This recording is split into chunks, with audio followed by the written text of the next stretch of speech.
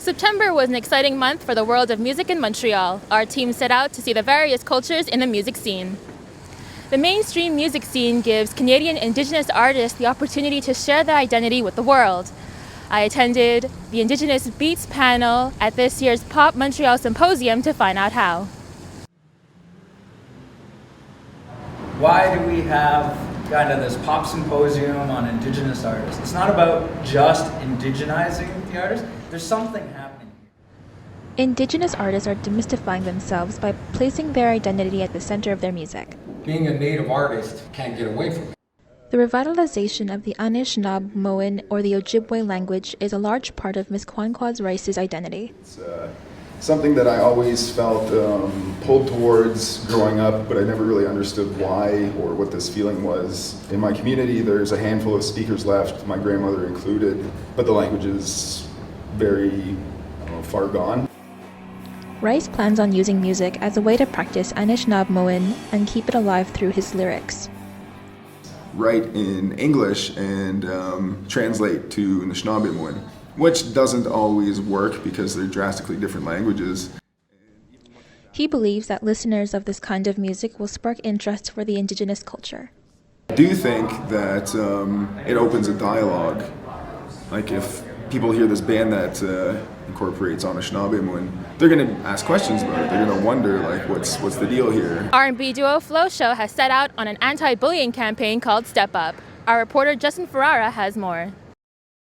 Character is defined not by the number of times you get hit, but the number of times you get hit and keep moving forward, right guys?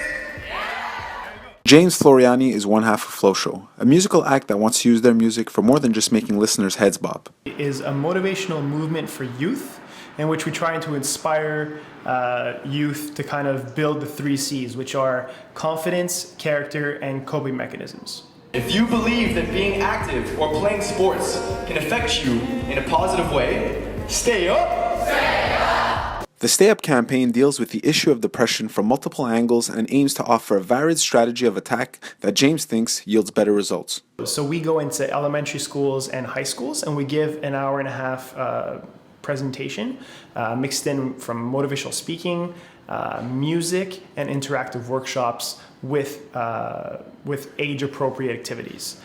The statistics are alarming. In Canada, 1 in 7 children between the ages of 11 and 16 is bullied.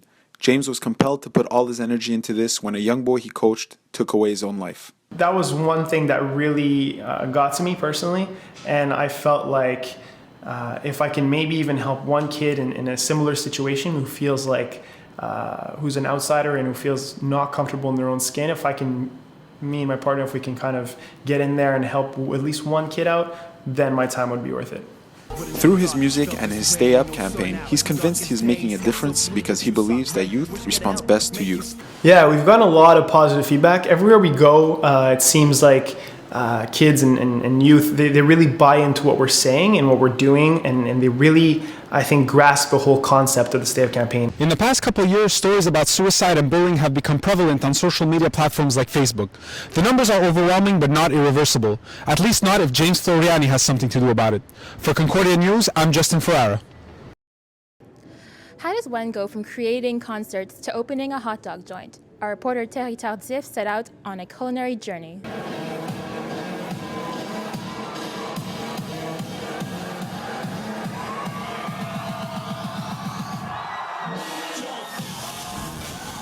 From these crazy dubstep shows to making humongous hot dogs, Dub Machine and Dirty Dog's co-founder Dave Lee explains his journey from going from one industry to the other.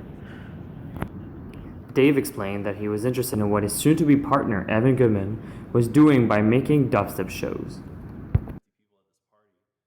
I told him, I said, look, I really like the idea of what you're doing here. I think it needs to be worked at a little bit, but I think we should do it together. So he's like, okay, so we'll do that. So that's when Dub Machine was born.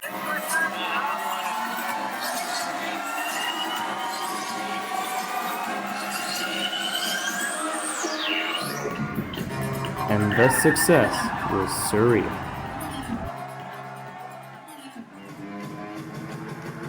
Once they became a bigger organization, they realized that they had to book international artists. For the the next party, we went out and looked for an international artist. We got a DJ from the UK that came out. And then it just blossomed from there. You know, it was one party after another. Every event was bigger than the last one. I think our peak that year was definitely our New Year's party.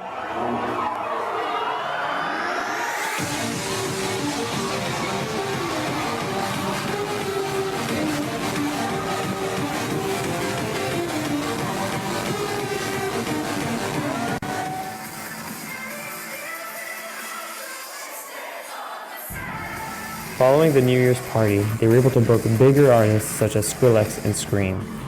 However, their rapid growth in popularity also led to their demise. Dave, however, was super happy with the results, despite the falling out. We tried to grow too quickly. Most companies would dream to be able to go from a 400-person event to doing 2,000 to 3,000 person shows in the span of 3 or 4 months. That's like unheard of in the promotion scene. Dude, to build a company that made over $500,000, more than that actually, probably close to $1 million in revenue in its first year of existence that's huge, you know, for like a 23-year-old, you know? That's crazy. But for Dave, it was now time for something new. And on my end, I was kind of doing this hot dog thing called Dirty Dogs. Dirty Dogs was making gourmet hot dogs with insane, over-the-top toppings.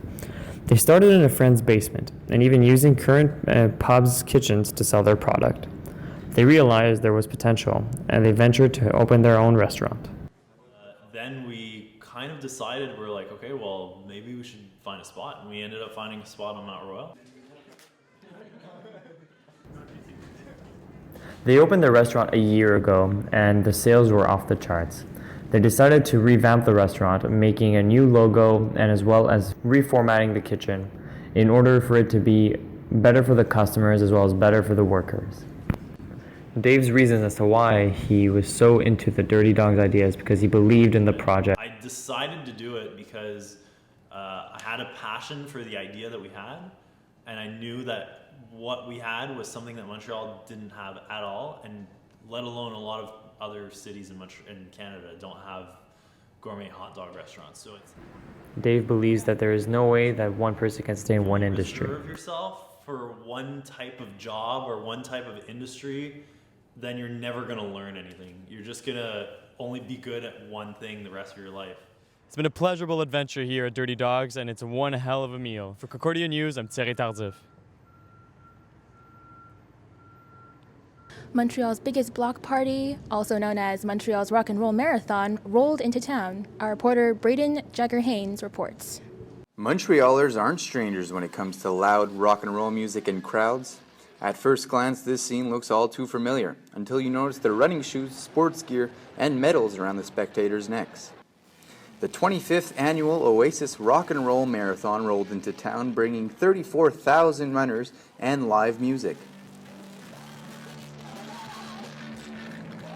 Runners and onlookers are inspired and motivated on the highway to hell by the upbeat rock music, keeping spirits high throughout the 5, 10, half marathon and full marathon heats. It was pretty cool actually. We ran under a bridge out near Saint Joseph, near the Parc Olympique, and people were echoing and singing underneath the bridge when you go under, so it's pretty cool. People were also singing when they went by the stage, so it was awesome. Yeah. The runners receive a seemingly private rock show every mile and are cheered on by groupies and loud crowds, and even designated cheer teams, making them feel like the real stars of the show. All runners and marathoners finish here at Parc La Fontaine, where family and friends await their arrival. They'll also be greeted by a final show from Canada's own Headley. I'm Brayden, Jagger, Haines here with Concordia News. Montreal's music scene is forever vibrant. At the Quartier du Spectacle, I'm Emily Lee for Concordia News.